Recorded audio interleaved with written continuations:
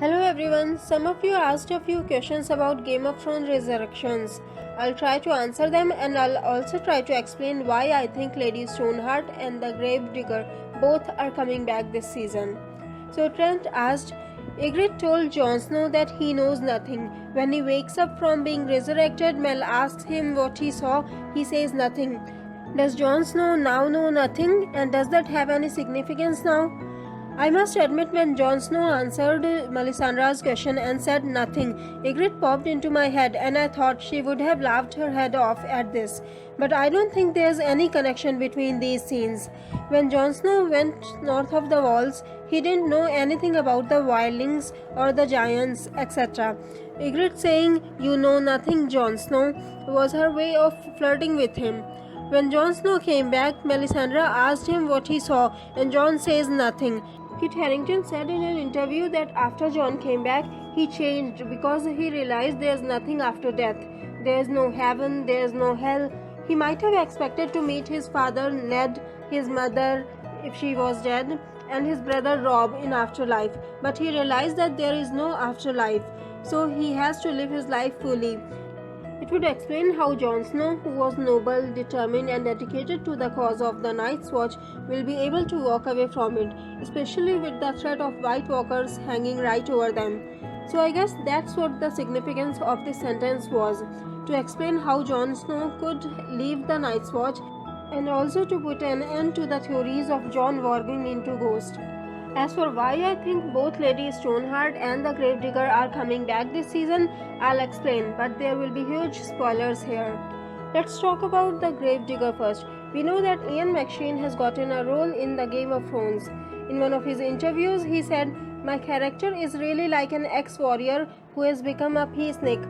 So I have a group of peaceful, sort of a cult who I bring back a much-loved character who everybody thinks is dead." In the books, Captain Marybald was the one who met Bran and Podrick and guided them to the Quiet Isle to meet the elder brother. Captain Marybald had told them that he had fought in the War of the Nine Penny Kings, and after losing all three brothers, he became a broken man, aka an outlaw. The title of episode 7 is also called The Broken Man. Later, Captain Marybald joined the Faith of the Seven.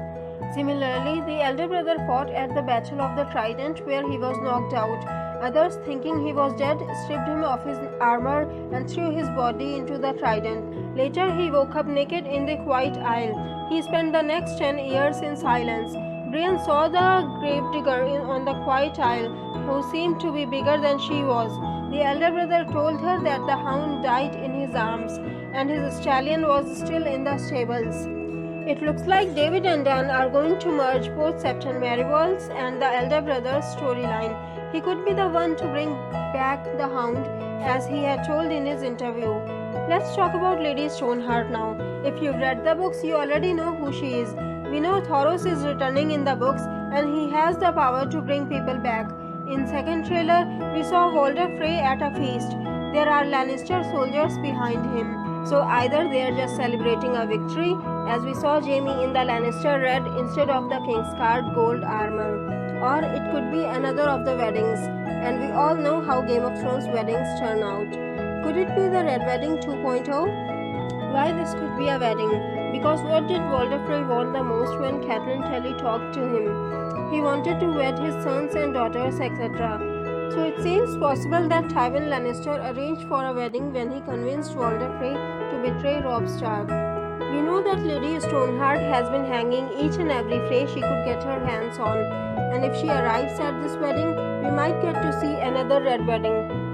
She might be the most motivated person to kill the Freys. Let me know what you think about this in the comments below. If you like this video, please click on the like button below and subscribe to my channel. Have a good day. Bye bye.